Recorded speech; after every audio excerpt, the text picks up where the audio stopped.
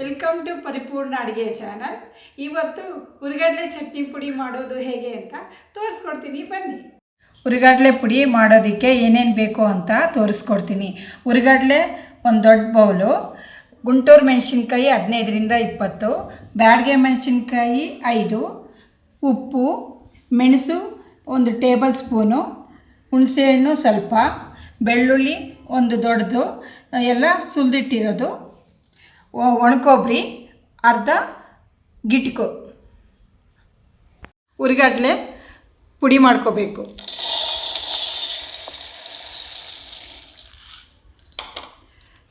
ಪುಡಿ ಮಾಡ್ತಾಯಿದ್ದೀನಿ ನೋಡಿ.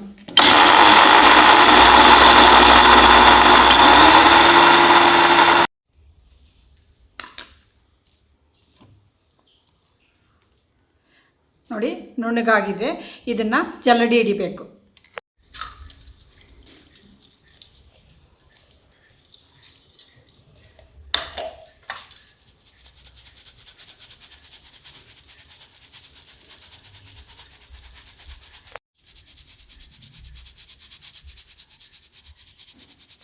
ಒಣಮೆಣಸಿನ್ಕಾಯಿ ಹಾಕಿ ಪುಡಿ ಮಾಡ್ಕೋಬೇಕು.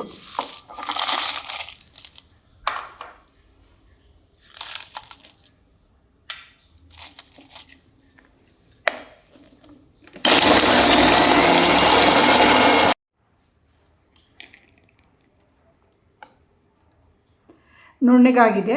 ನಾವು ಸ್ವಲ್ಪ ಖಾರ ಜಾಸ್ತಿ ತಿನ್ನೋದ್ರಿಂದ ಮೆಣಸಿನ್ಕಾಯಿ ಸ್ವಲ್ಪ ಜಾಸ್ತಿ ಹಾಕ್ಕೊಂಡಿದ್ದೀನಿ. ನೀವು ಸ್ವಲ್ಪ ಖಾರ ಕಮ್ಮಿ ಅನಿಸಿದ್ರೆ ನೀವು ಸ್ವಲ್ಪ ಮೆಣಸಿನ್ಕಾಯಿ ಕಮ್ಮಿ ಹಾಕ್ಕೊಳ್ಳಿ. ಇವಾಗ ಮೆಣಸು, ಬೆಳ್ಳುಳ್ಳಿ,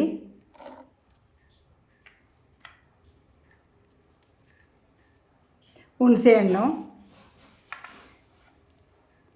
ಉಪ್ಪು,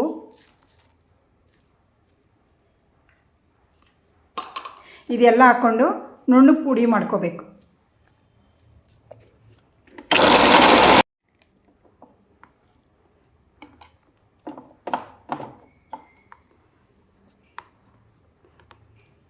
ನೋಡಿ ಫುಲ್ ಪುಡಿಯಾಗಿದೆ. ಈ ಥರ ತರಿ ಇರಬೇಕು. ಕೊಬ್ಬರಿ ಪುಡಿ ಮಾಡ್ಕೋಬೇಕು.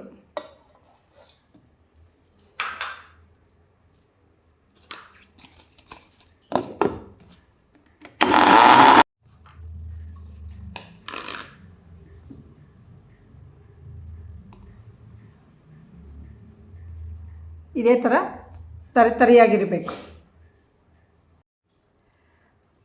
ಮೆಣಸು, ಬೆಳ್ಳುಳ್ಳಿ, ಮೆಣಸಿನ್ಕಾಯಿ ಇವೆಲ್ಲ ಪುಡಿ ಮಾಡ್ಕೊಂಡಿರೋದು ಹಾಕ್ಕೋಬೇಕು. ಇದ್ರ ಜೊತೆಗೆ ಹುರಿಗಡಲೆ ಪುಡಿ ಮಾಡ್ಕೊಂಡಿದ್ದೀವಲ್ಲ ಅದನ್ನು ಇದ್ರ ಜೊತೆಗೆ ಸೇರಿಸ್ಕೋಬೇಕು.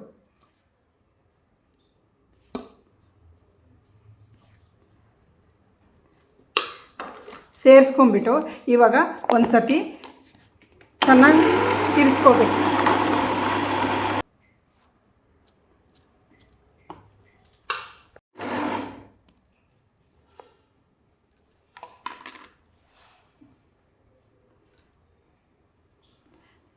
ನೋಡಿ ರೆಡಿಯಾಗಿದೆ. ಇವಾಗ ಪುಡಿ ಮಾಡಿರೋದು ಇದಕ್ಕೆ ಒಗ್ಗರಣೆ ಹಾಕ್ಕೋಬೇಕು. ಬಾಣಲೆ ಬಿಸಿಯಾಗಿದೆ, ಎಣ್ಣೆ ಹಾಕ್ಕೋಬೇಕು.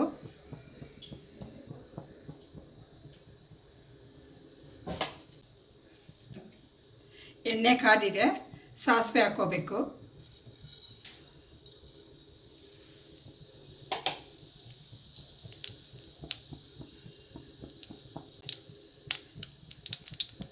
ಸಾಸಿವೆ ಚಿಟ್ಪಟ ಅಂತ ಇದೆ. ಇವಾಗ ಹಿಂಗೆ ಹಾಕ್ಕೋಬೇಕು. ಆಮೇಲೆ ಸ್ವಲ್ಪ ಕರಿಬೇವು ಹಾಕ್ಕೋಬೇಕು.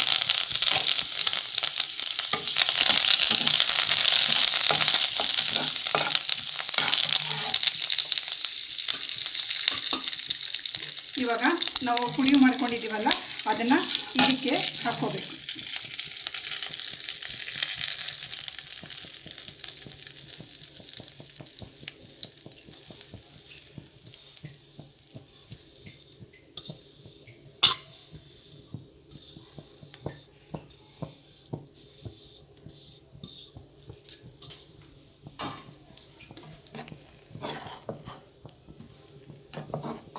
ಚೆನ್ನಾಗಿ ಮಿಕ್ಸ್ ಮಾಡ್ಕೋಬೇಕು.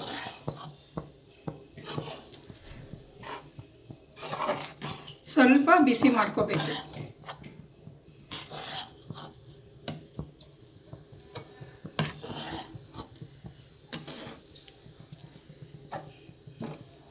ನನ್ನ ಚಾನಲ್ ನೋಡ್ತಾ ಇರೋರು ಸಬ್ಸ್ಕ್ರೈಬ್ ಮಾಡಿ, ಲೈಕ್ ಮಾಡಿ, ಶೇರ್ ಮಾಡಿ.